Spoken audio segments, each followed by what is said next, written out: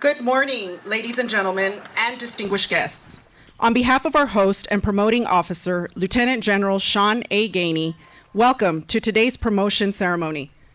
Today, we recognize Colonel Andrew R. Morgan's entry into the general officer ranks. Colonel Morgan, Commander White Sands Missile Range, and Command Sergeant Major Acevedo, White Sands Missile Range Installation Sergeant Major, are pleased that you have joined us today to celebrate this special occasion. I would like to introduce our distinguished guests and visitors with us today. Lieutenant General Gainey, Lieutenant General Space and Missile Defense Command, Mrs. Gainey, and daughter Tatiana. Major General Gaydon, Commanding General, Army Test and Evaluation Command. Command Sergeant Major Smith, Command Sergeant Major, Army Test and Evaluation Command. Brigadier General Dauber, Commanding General, 32nd Army Air and Missile Command, and Mrs. Dauber. Command Sergeant Major Piles, Command Sergeant Major, 32nd Army Air and Missile Defense Command, and Mrs. Piles. Brigadier General Retired Little, former White Sands Missile Range Commander. Brigadier General Retired Sanchez, former White Sands Missile Range Commander. Mr. Lair, Army Reserve Ambassador. Colonel Stripling, Deputy Commander, 49th Wing, Holloman Air Force Base, and Mrs. Stripling. Members of the Senior Executive Service, Mr. Norman Knight, NASA Johnson Space Center, Director of Flight Operations. Dr. Chell Lindgren, NASA Johnson Space Center, Deputy Director of Flight Operations. Mr. Stan Darbo, the Program Acquisition Executive for Golden Dome for America. Mr. Scott McLaughlin, Executive Director, Spaceport America. Mr. Gus Rodriguez, Civilian Aide to the Secretary of the Army, Emeritus. Mr. Rick Jackson, Civilian Aide to the Secretary of the Army, Emeritus, and Mrs. Gilda Dorbent. Colonel Morgan's family, Mrs. Stacy Morgan, Colonel Morgan's wife. His son, Second Lieutenant Daniel Morgan. His daughters, Amelia Morgan, Sophia Morgan, and Gabriela Morgan. Colonel Morgan's father, United States Air Force Colonel Retired, Richard Morgan. Colonel Morgan's mother, Mrs. Janice Morgan. And Colonel Morgan's mother-in-law, Mrs. Barbara McQuillan, as well as all of Colonel Morgan's Army and NASA colleagues that traveled to be here from across the country, around the planet, orbiting above it, or even from the far side of the moon. Welcome to today's ceremony. Welcome to all commanders, Command Sergeant Major, Senior Enlisted Advisors, Directors, members of the White Sands Missile Range, family and friends of the White Sands Missile Range community, and to the friends and family of the Morgan family. Thank you for attending. Ladies and gentlemen, please stand for the arrival of the official party, followed by the playing of the national anthem and the invocation. Today's honors will be deferred from our host and given to the honoree after his official promotion.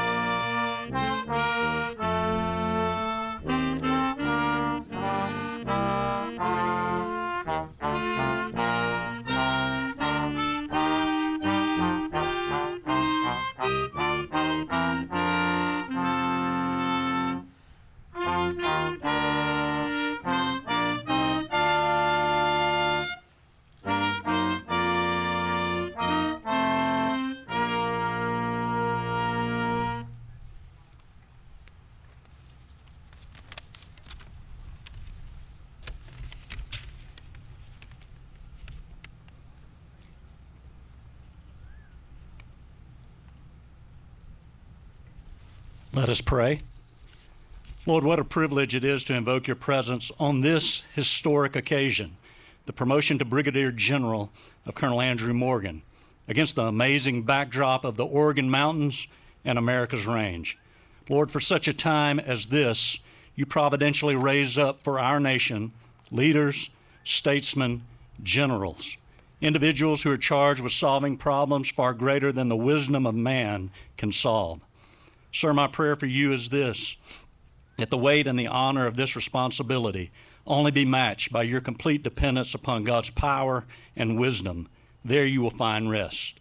Lord, bless Miss Stacy and the family as they prepare again to answer our nation's call to greater opportunities of service and ministry.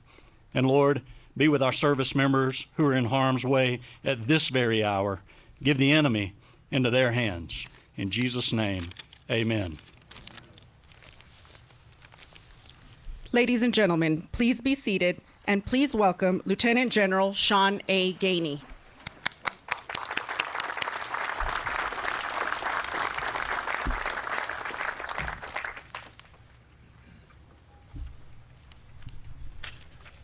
Thank you. And what an honor it is to be here today and preside over the promotion to Brigadier General for Drew Morgan. It's amazing, Drew, how the time has flown. You know, it seems like yesterday that I'd taken command of Space and Missile Defense Command, and now that I relinquished command, looking back when we first met and you were out at Kwajalein. But first, what I like to do is, you know, part of any successful career, there's an amazing family that's part of that team that gets you there. Stacy, it's great to see you. Always a strong member of the team and does so much with not only Drew in his career, but also in your own personal efforts. It's also good to see Second Lieutenant Morgan here, one of our newest air defenders inside of the Air Defense Branch, headed out to Guam. So we're excited as you go out there and jump into that new unit as they begin the modernization efforts, our most modern organization in the Air Defense Branch. So excited for you. And it's also great to see Sophia and Gabriella, even though, you know, we had a little accident there, you know, we still great that you're out here today and being part of this. Also, it's great to see your parents out here today. Richard and Janice, and retired colonel in the Air Force. So the military heritage is there throughout the family, and also mother-in-law, Barbara. You know, as you look at the success of Drew and the success of his family, it's not a surprise that we're here today. But what I will do today is talk a little bit about the importance of General Officer Andrew's career.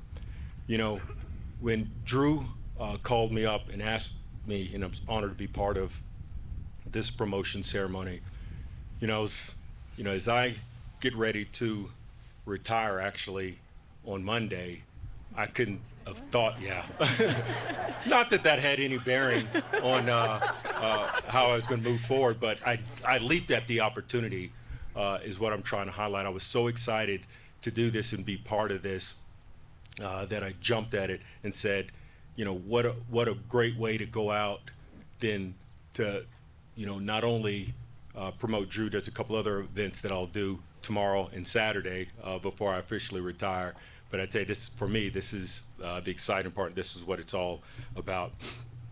First of all, I'd also like to highlight our amazing joint color guard here. You know, as we're talking, getting ready for the ceremony, they're standing there at attention, true professionals, gutting it out. So let's give them a round of applause, provide them a little pump as we get through this. And one of my commitments to them is I will not be long up here, and so we'll speed this along moving forward. You know, also, as you retire and you leave command, you leave some of your support. You know, thankfully Jackson still supported me, but the speechwriters, you know, they don't support me. You know, normally I go to somewhere, I just go, where's the speech? Jackson send me the speech. Well, this time that didn't happen. I'm no longer the commander of the Space and Missile Defense Command anymore, so I didn't get a speech. So I'm sitting here nugging out my speech.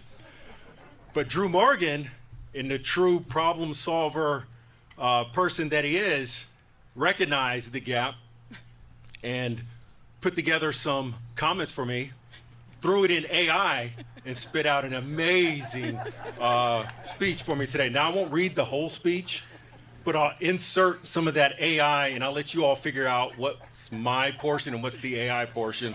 Hopefully it's seamless, but something tells me you'll probably know what the AI portion is as we talk through it because of the eloquence that was put into it moving forward. So I took command of Space and Missile Defense Command in January 2024. And normally within your first 90 or so days, there's a lot of critical things that happen in command, which really defines your command and define how you're going to move forward in command. One of those is the rogue wave at Kwajalein. So I went back and I, Googled to see, how it impacted me significantly, how it impacted, just said significant things in January 2024. Well, the rogue wave of Kwaj wasn't in there. It's amazing how quickly people forgot. I think there was an earthquake. There was a snowstorm in Huntsville was in there. First couple of days of command, I actually couldn't go into my command because we were a snowstorm. Ron DeSantis ended his presidential bid was actually higher than the Kwaj Atoll, and then the Red Sea conflict against our Houthis, and ironically what we continue to do there inside of the theater, and our great soldiers continue to support the mission set in theater.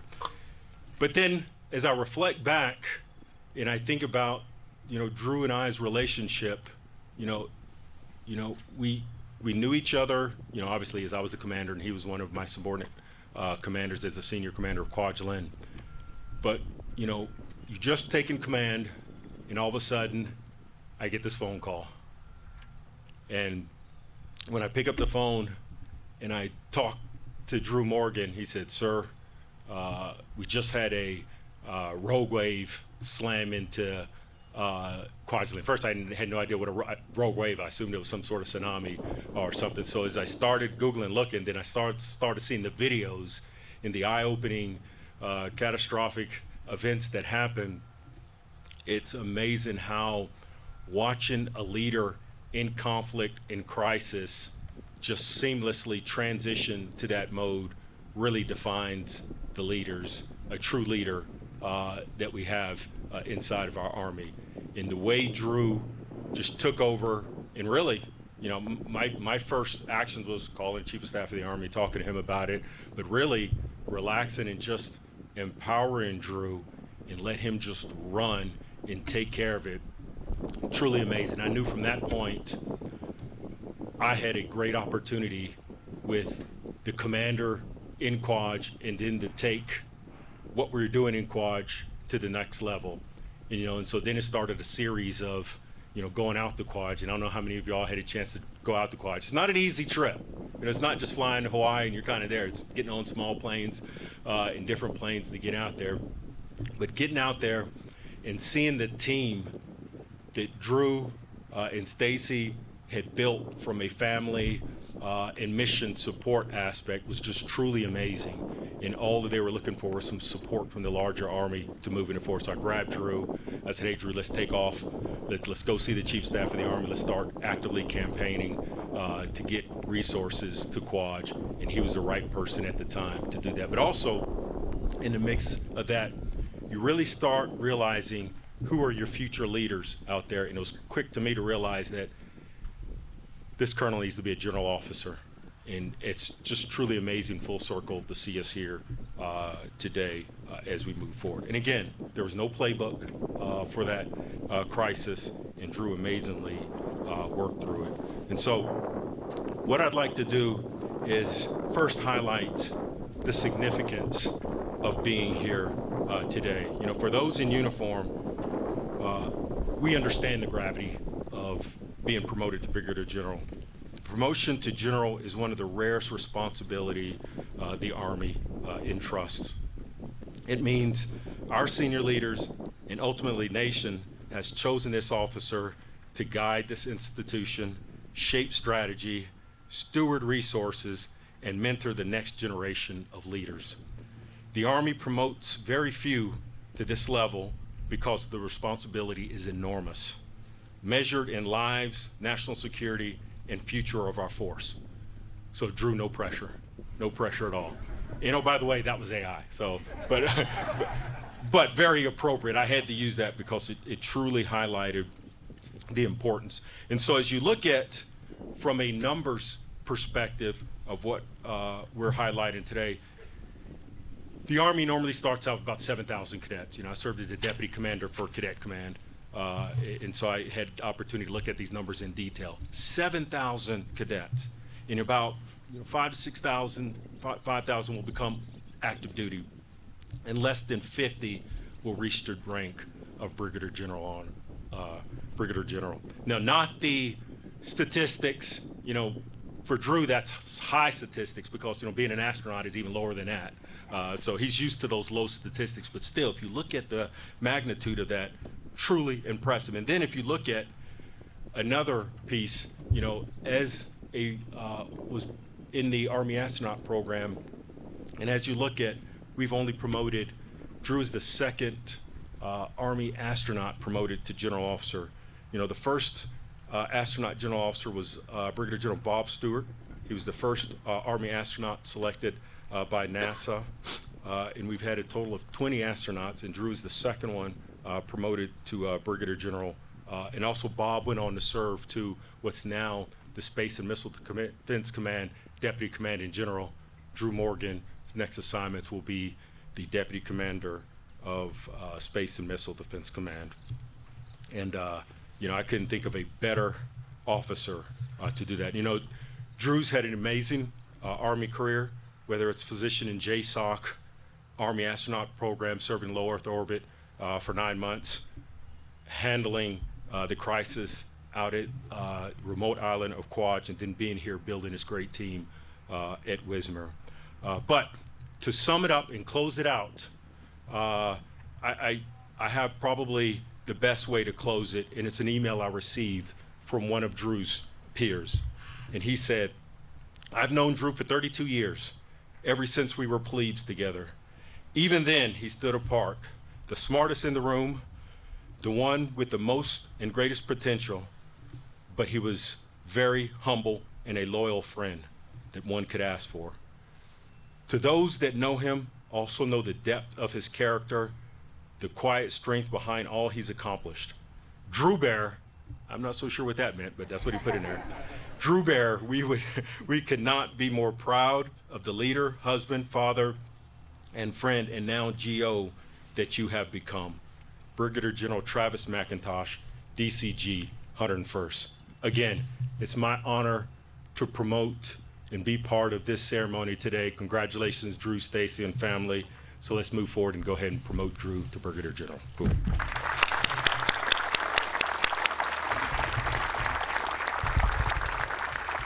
We now ask Colonel Morgan and Mrs. Morgan to join Lieutenant General Gainey on the parade field as we publish the official order promoting Colonel Morgan to Brigadier General. Ladies and gentlemen, please stand.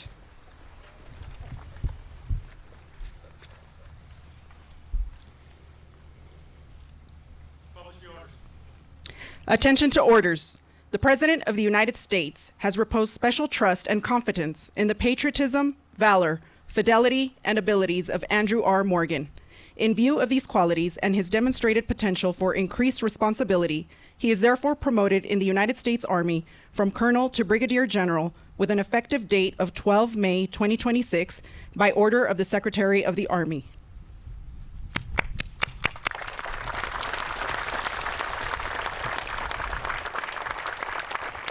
Ladies and gentlemen, please be seated.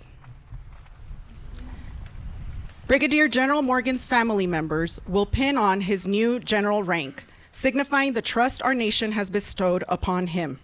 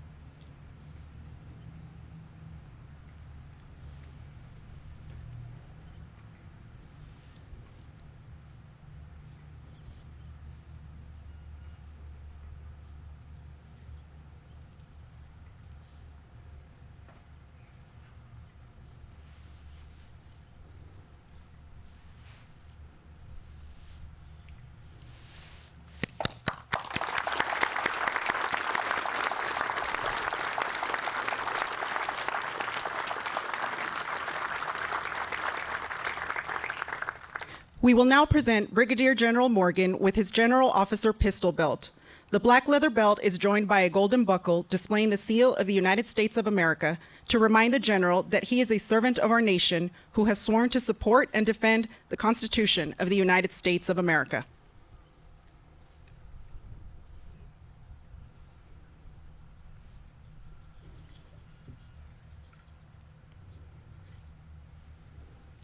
Lieutenant General Gainey will now present Brigadier General Morgan with his issued General Officer Pistol. Prior to World War II, general officers individually purchased their own sidearm. In 1944, a formalized General Officer Pistol program began issuing the Colt Model M, followed by the M15 in the 1970s, and then the Beretta M9 until 2019. Brigadier General Morgan will be issued the Army's current service pistol, the Sig Sauer M18 modular handgun system. His pistol is specifically issued as his personal sidearm and is engraved with a 4-digit serial number prefixed with the letters GO to denote it as General Officer's Personal Service Pistol. General Morgan will now uncase and unfurl his General Officer flag. The General Officer flag marks a time-honored tradition symbolizing the assumption of responsibility at the highest levels of military leadership. For centuries, flags have served as visible markers of military authority, guiding formations and representing the presence of their commanders. A general officer flag continues this legacy, signifying the general officer's presence and authority on behalf of the nation. Its appearance at their headquarters, in the field, on vehicles, or during ceremonial occasions reflect the enduring principles of service and the responsibility of command that accompanies advancement to the general officer rank. General and flag officers of all branches of the armed forces are authorized a flag, and their colors are unique to the service. An Army General Officer's flag displays a white star on a crimson field. Today, as the flag is unfurled, it symbolizes the trust placed in Brigadier General Morgan to lead at the strategic level with vision, integrity, and courage. It is customary that as a military member advances in rank, they reaffirm their allegiance to the nation by taking their oath of office. At this time, Lieutenant General Gainey will administer the oath to Brigadier General Morgan.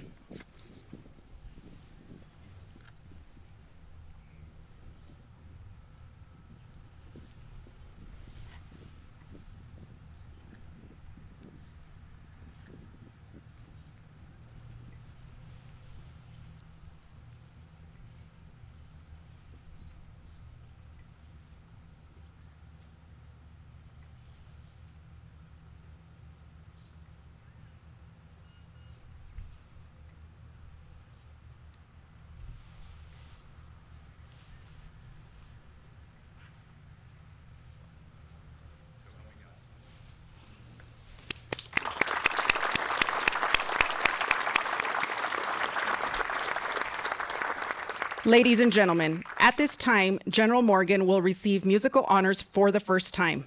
Please stand for the presentation of honors to General Morgan.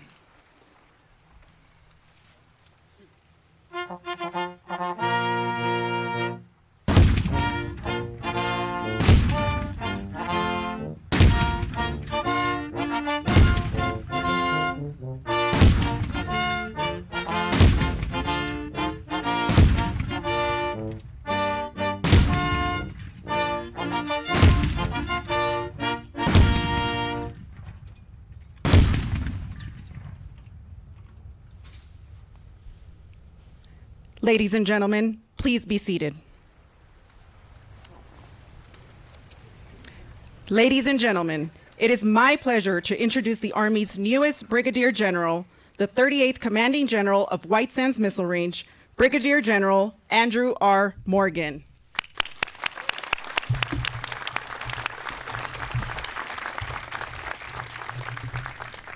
General Gainey, thank you so much for those kind remarks and for calling out when you don't have a speechwriter what you got to do. I appreciate that very much.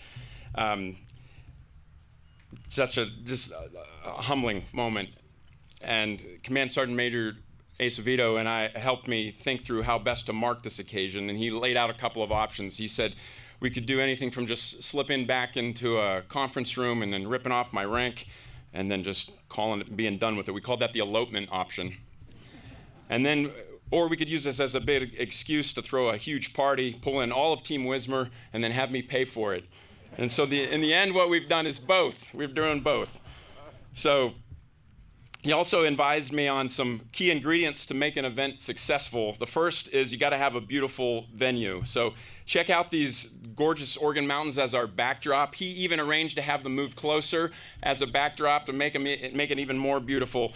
The fantastic 44th Army Band from New Mexico National Guard, these cannoneers that we have from 1st Armored Division Artillery, this squared away joint color guard, and please bring the team to rest, please. Our great narrator, engineer, and voice of WSMR, Rocio Rangel, and a ton of planning effort that went behind the scenes with the G3, MWR, our protocol, visual information. Second ingredient, we need good food. And we do plan on feeding you some really good New Mexico tacos at the Frontier Club here immediately after the ceremony, so please stick around for that. And then finally, his third piece of advice was speak from the heart, but keep it short. Nobody remembers a long speech. So Command Sergeant Major, cross-check complete. Thank you. That's what he's here for. Keep us common sense. So I'm going to cover a little bit of ground, and I promise that the tacos will stay warm. They will be good. But like watching any video on YouTube, you have to get through the ads first. And as the commander here, I can't miss the opportunity to spread the word about White Sands Missile Range, or WSMR as we call it, America's range. This is your range. We're 100 miles by 40 miles. You could fit 2 Rhode Islands inside our boundaries, or as the CSM always reminds me, that's 1 Puerto Rico turned sideways. We have unmatched authority to test the limits of just about anything here, from my new pistol to the biggest missile from the surface all the way to space, from the surface here all the way to space. We've been the site of some of our nation's most critical firsts. The first to test a nuclear device at the Trinity site in 1945, the first to launch a rocket to space from Launch Complex 33 in 1946. And across the decades, our core competencies have grown into open air and missile defense testing, hypersonic weapons, directed energy, denied and degraded environments, and nuclear effects testing. We continue to mark firsts for our country. We're keeping America's leading edge sharp as we find ourselves in a new era of great power competition. I deeply appreciate all the leaders that are here from across the range today, from the test center and each of our directorates, from garrison leadership, and all of our mission partners who share this common mission. Commanders like Colonel Fryer Etheridge and the 49th Wing there to our east, represented today by his Deputy Wing Commander, Colonel Badger Stripling, Major General Kurt Taylor's 1st Armored Division, and Brigadier General John Dauber's 32nd AAMDC to our south, our sister unit and Operational and Evaluation Command here, and the senior being Colonel Tony Falcon, as well as Scott McLaughlin and Spaceport America to our west. America's range and Team WSMR are on the critical path to Army transformation and joint force modernization. Thank you, everybody here, for your partnership, what you do every single day to enable America's range to be first to test. Ad complete. Now for that content that you actually clicked on. Just 4 days ago, my family and I returned from a very rewarding emotional trip to West Point for my son's graduation. And after the ceremony, I had the incredible privilege of commissioning my son as a 2nd lieutenant. Daniel, sitting in the audience, as General Gainey mentioned today, he's wearing that rank newly sewn on. He's cringing because his name's been mentioned too many times already. In contrast to this event, his was, he preferred a very small audience, and he specifically requested no long speeches. I respected that, and we kept it very short and sweet. I administered his oath, and then we pinned on his rank. But in my remarks to our group of friends and family that were there, I emphasized that he and his classmates leave West Point with 3 things: a top-notch education, a noble profession, and a network of friends for life. It's that last one, that network of vital connections, that I want to drive home today. But this time, to a much larger audience. This isn't for Daniel or his sisters, Amelia, Sophia, and Gabriella. And it's not for Daniel's West Point classmate, 2nd Lieutenant Andrew Ferrant, who's also here. This is for all the young officers and NCOs and leaders out there that I work with daily, leaders like 1st Lieutenant Dennis Holland and Josh Fosher, Sergeant Robert Harding, Sergeant First Class Plata, Captain Luke Hartledge, First Sergeant Jason Morales, and all the 2-6 ADA detachment, all these great young soldiers. The list goes on. Team Wismer's my team today. But the foundational experiences of this team began 3 decades ago. The people who taught me how to lead, honed my technical and tactical craft, and how to be a good teammate are scattered throughout this audience. To all those young leaders I just named, the greatest gift I can offer you today is the privilege of introducing you to the best teammates I've ever had. The greatest reward of my service isn't this promotion, it's sharing this journey with the generation of leaders that are following behind me in a career formed by these teammates. If you look around, you'll see the people who shaped me from the earliest stages of my journey. From West Point in the 1990s, we heard a look from Travis McIntosh, and I will be talking to General McIntosh about divulging secrets, call signs that have remained secret for 30 years, but I figure now as good as any. As well as Rob Gosling, my parachute teammate. Our time on that parachute team was formative in those years. Those were from some of my very first reps and building bonds with classmates that turned into deep friendships while conducting high-risk operations daily. The team dynamic established the mental model for me that I've carried forward, one that proved that camaraderie must be built on deep foundations of trust, shared mission, and a drive to be better every single day. From medical school, Colonel retired Gary Means, who's still battling with the airlines to get here, and I hope he's here in time for the reception. Gary was an early battle buddy who commiserated with me over very painful necessary evils like biochemistry, a class where he and I both barely scraped by, and to this day, the sight of an amino acid diagram still makes me cringe. But Gary kept me focused on our greater goal, to serve elite special operators on the battlefield. We were average students in the classroom, truthfully, but we were sharp in our clinical skills. And we won bench press contests, retrieved 25-pound weights off the bottom of a 10-foot pool multiple times, and endured the Army's toughest training. Gary and I ended up serving in some of the exact same units, and he eventually retired as the command surgeon of our nation's most elite special operations unit. From my earliest experiences in special operations, seasoned special mission medical operators like retired Lieutenant Colonels Jim Reed and Aaron Tremaine took a guy like me, full of impractical textbook medical knowledge and Army school-based tactical skills, and trained me to apply it to real-world missions. They taught me the tactical side of medical support to direct action and joint forcible entry operations, where we applied it in Iraq and Afghanistan. They prepared me for the most dangerous missions under the harshest conditions, to bring the very best as far forward on the battlefield wherever our soldiers were fighting. And then in 3rd Special Forces Group, I worked with some brave Green Berets.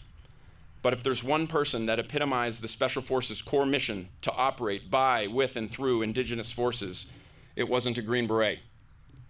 I'd recognize my Afghan mom, Soraya Razaki, sitting there in that tent. My interpreter and cultural advisor who helped our Special Operations Task Force build an influence network across Kandahar province, winning hearts and minds through medical care. Soraya and her husband left a comfortable life in California after raising 4 successful children to then spend over a decade as civilian interpreters in combat zones around the world. Hers is one of the most inspiring stories of the American dream I've ever known, and I'd put her combat resume up against any other.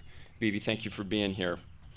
And then my time at NASA, we got a great contingent here from my decade in the astronaut corps. Mr. Norm Knight, who sat on my selection board to become an astronaut 13 years ago and is now the director of flight operations at NASA's Johnson Space Center. My fellow assistant scoutmaster, who was was a key part of raising my son in those years. We were scouts together with his son, Kai, and also an astronaut colleague, and now the deputy director for flight operations. And then my Chell Lindgren, and then Colonel Rick Schuring, my flight surgeon, the last person I saw before I launched into space and the first person I saw when I landed 9 months later. Kira Hardy, the Army NASA Detachment Executive Officer who kept the Army Detachment running all those years. And then more and more astronauts, some active, some retired, but all dear, dear friends. Retired Army Colonel Shane Kimbrough, retired U.S. Navy Captain Chris Cassidy, Italian Air Force Colonel Luca Parmitano, retired Colonel Air Force Colonel Jack Two Fish Fisher, Christina Cook, and U.S. Navy Captain Victor Ike Glover. And Christina and Ike, classmates of mine, we were selected the same year, and if you've been following the news, they just returned from the far side of the moon. And I just wanted to say that out loud. That is pretty freaking cool. I'm honored by all of you and all that you've done. These crewmates that I trained with, I flew in jets with, flew in space with, conducted spacewalks alongside. We trusted each other with our lives in orbit, but most importantly, we lived life with each other here on the ground. We raised our kids together, and our kids now have their own connections with one another. We experienced the highest of highs and the lowest of lows, and our lives were intertwined for 10 years, and they remain forever connected.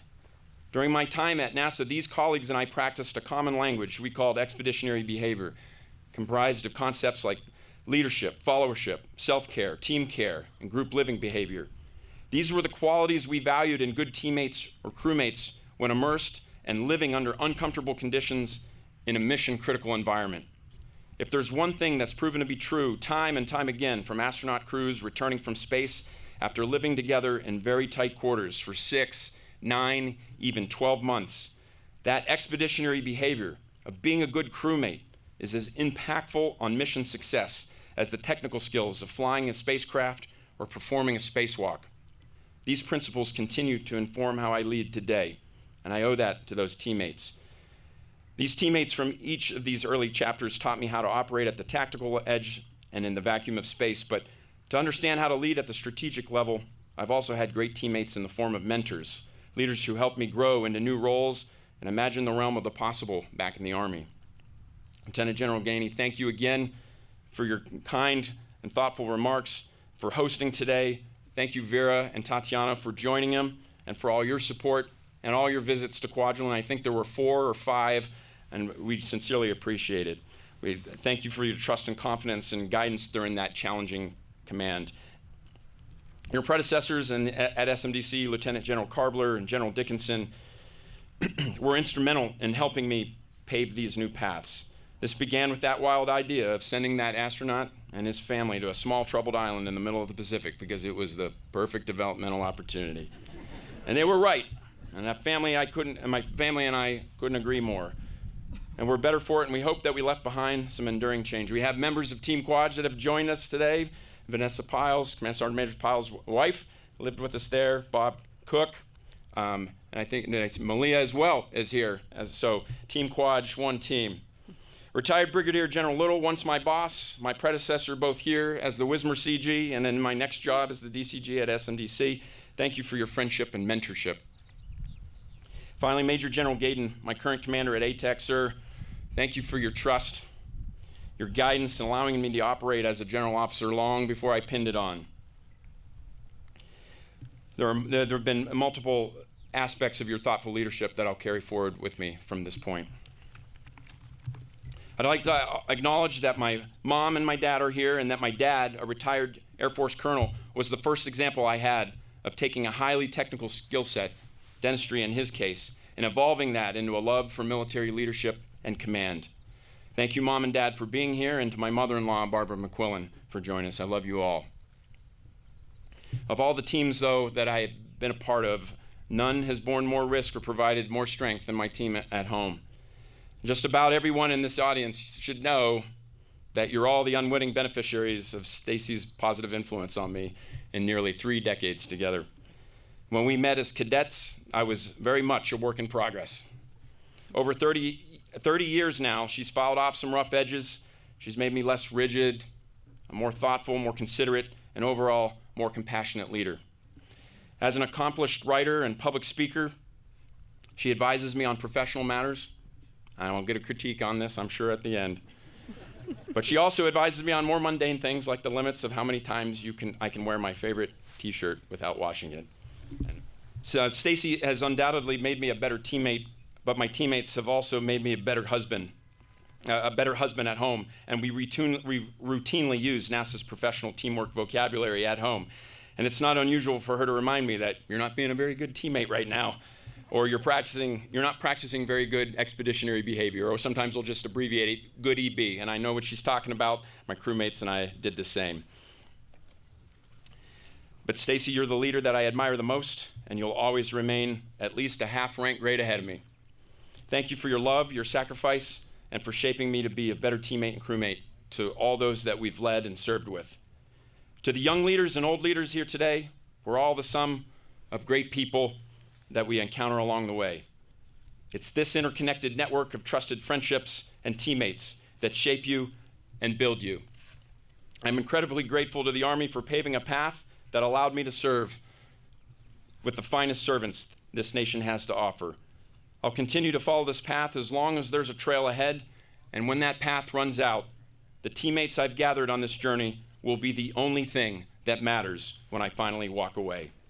Thank you for being part of my team. Let's go eat tacos. America's range, first to test, truth in testing, this will defend.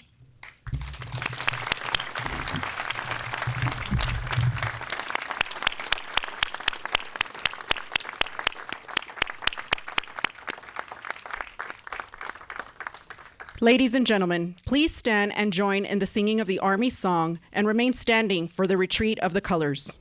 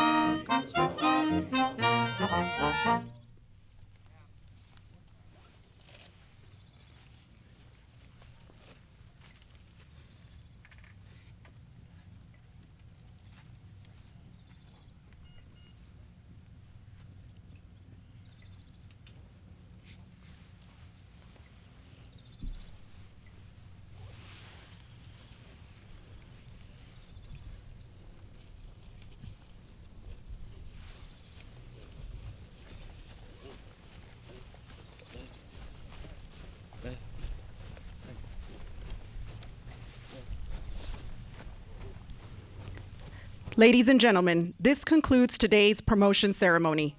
Please join us in congratulating Brigadier General Morgan and his family in a receiving line in the Frontier Club's front foyer for an early lunch reception on the Frontier Club's back patio. We kindly request priority in the receiving line to out-of-town friends and family traveling this afternoon. Please enter the Frontier Club through its main front entrance near the parking lot. Thank you for attending. America's Range, first to test.